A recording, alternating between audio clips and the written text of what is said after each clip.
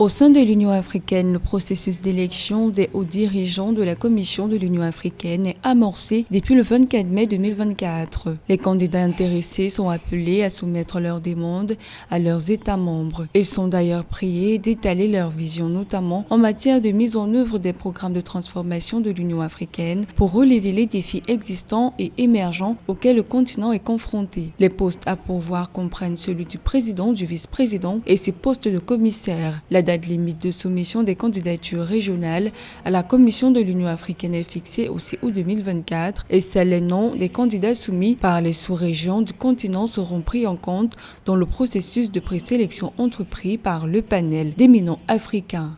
En outre, seuls les États membres qui ne font pas l'objet de sanctions de l'Union africaine sont autorisés à soumettre des candidats. Les élections sont prévues en février 2025 lors du sommet de l'Union africaine.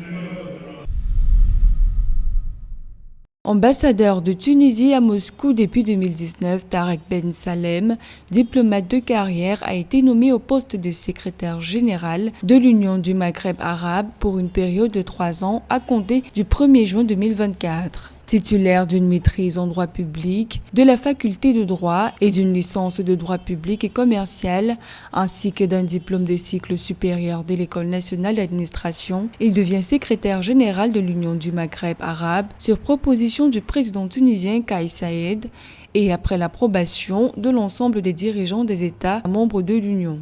Il accède ainsi à ce poste en remplacement de son compatriote Taïb Bakouche, en poste depuis 2016.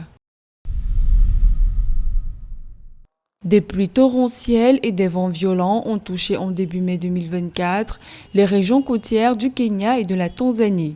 De l'avis des météorologues est-africains, ce phénomène risque d'aggraver les catastrophes naturelles dans une région durement frappée par des inondations meurtrières. Des inondations qui, depuis le mois de mars 2024, ont fait plus de 400 victimes, des dizaines de milliers de déplacés et ont détruit plusieurs millions de dollars de biens matériels.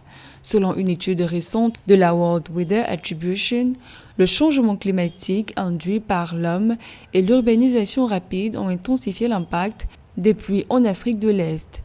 L'étude exhorte les gouvernements de la région à améliorer les infrastructures et à protéger les écosystèmes pour lutter contre les catastrophes climatiques, en particulier dans les zones urbaines densément peuplées.